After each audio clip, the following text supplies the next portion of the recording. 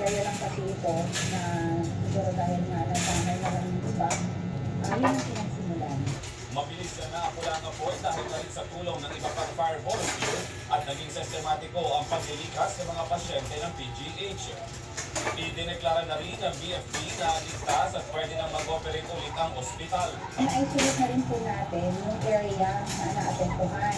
At bago po binalik ang mga pasyente kahapon, we-make sure na yung kuryente nila doon ay maayos. So kaya nung nagka-kuryente na nakaantabay pa rin sila. So safe na po ba?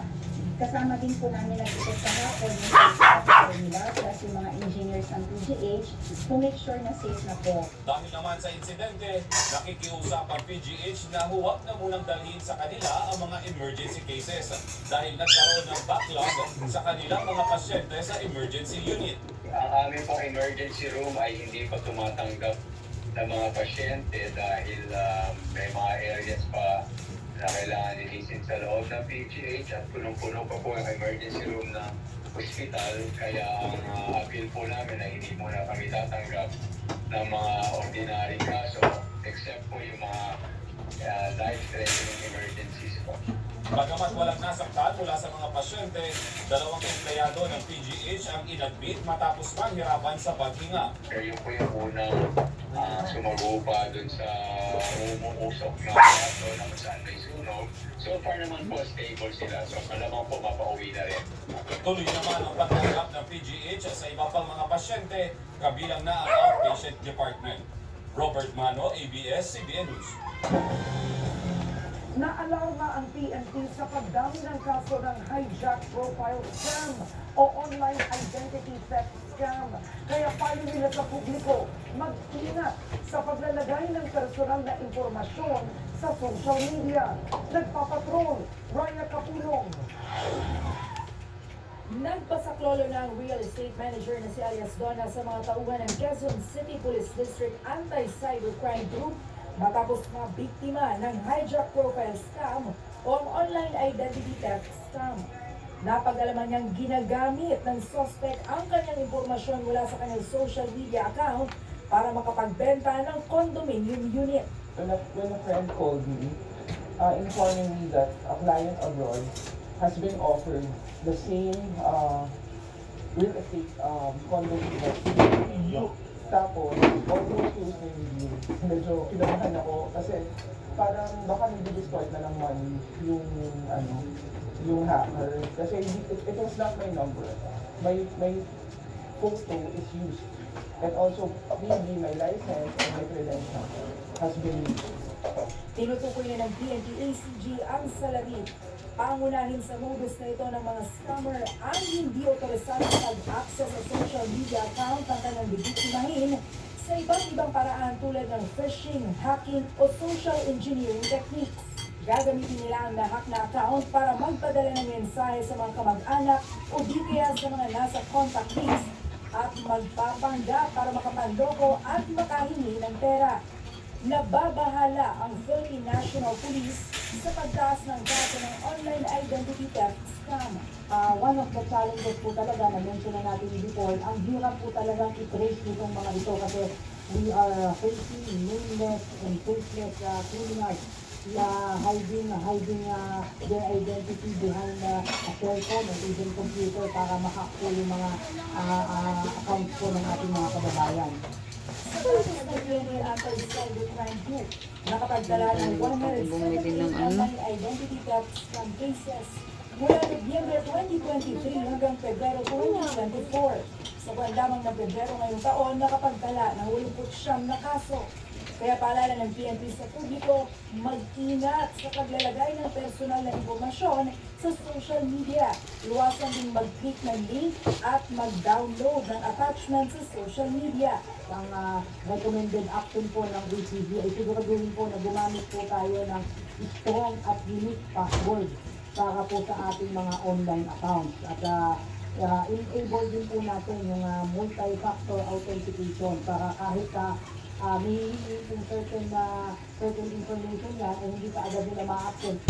Nananawagan ng PNP sa mga nabiktima ng scam o anumang uri ng cybercrime na tumawag lang sa PNP Anti-Cybercrime Group Hotline o i-report sa kanilang social media accounts. Raya Kapulong, ABS-CBN News. Nagsumbong sa National Bureau of Investigation ang ilang fans ng South Korean boy band na BTS matapos silang mabiktima ng ticket selling scam. Ganito rin ang sinapit ng ilang fans si Taylor Swift na matapos magbayad online para sa concert ticket ay di na nila makontak ang reseller. Exclusive na papatrol, Nico Bawa. Noong isang linggo, nagsibo ng ilang Taylor Swift fans tapos umaring mas ng 100,000 piso sa pagbili ng concert tickets mula sa mga online reseller. Pero bago nagreklamo ang Swifties, nagsumbong din sa NBI Cybercrime Division ang ilang army o mga fans ng BTS. Si Bea, last minute naghanap ng ticket ng concert ni Suga na isa sa mga miyembro ng BTS. Isang reseller sa social media ang nag-alok sa kanya ng ticket na madali na umano maubos. Nagpadala ako ng 18,000. Pinadala ko sa kanya yung screenshot.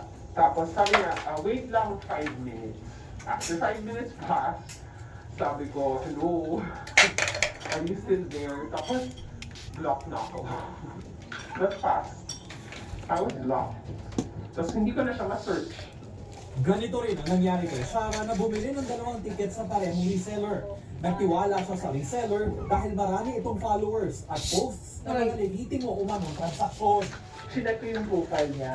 Tapos sabi ko, oh my God, hindi ko na makita yung account. Wala na mismo yung account. Parang ano na lang, parang nakalagay 0 posts. Looks like I've been blocked. Which means it really was a scam. So, I tried multiple times to call just to check whether it would go through or not. Ang sabi nga, hindi na go through yung person. Nagpakilala na lang ang mga biktima sa social media at doon nila nalamang marami pala silang naloko ng scammer. Kasi hindi pa sila tumitigil. Hanggang ngayon, block na ako. Nagbibenta pa rin sila ng ticket. And hindi lang yung concert in Singapore, even yung, I think the fucking Bruno Mars concert dito sa Philippines, nagbibenta sila ng ticket. Ayon sa NBI, hindi bago ang modus na ito. Paalala nila, huwag bumili sa mga scalper at reseller. Ang iba ay gumagawa pa raw ng kontrata sa pagbenta ng ticket para magmukha itong legitimo. Huwag din daw basta-bastang maniwala sa rekomendasyon ng ibang netizen na legitimo ang isang reseller. Minsan kasi nadadaan tayo sa legal jargon pakita niya lang yung kontrata tapos may e-signature, yun na daw parang legit na daw po siya. Pero tandaan natin na kahit may kontrata, mas maganda pa rin na magkita kayo face to face. Kung may exchange ng pera, kaliwaan po sana, ticket, tapos pera. Tapos kung magpapanotaryo po tayo ng contract ay nasa sa batas lamang po yan, dapat sakap ng notaryo kayong dalawa. Pag palapit na po kasi itong concert na ito, minsan nadali na tayo masyado sa pagiging excited natin. Try natin na huwag masyado magpadala doon at pag-isipan pa rin natin kung sino ba itong tao na bibenta sa atin. Kung marami siyang kayang bibenta na tickets, bakit niya kaya yun? Hinihikayat ng NBI na magsumbong ng iba pang biktima para makatulong sa pagtukoy sa mga suspect. Nico Bawa, ABS-CBN News.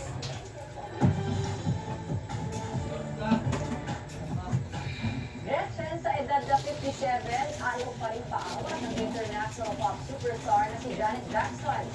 Kamusta naman ang kanyang Together Again concert kagabi? At hindi unforgettable moment para sa Pinoy fans ang one-night-only concert ng global music icon na si Janet Jackson. Kinanta ni Janet ang kanyang hit sa loob ng 5 dekada. At nag-party rin ng ilang kapamilya celebrities. Kay Papa Dro, MJ Felipe.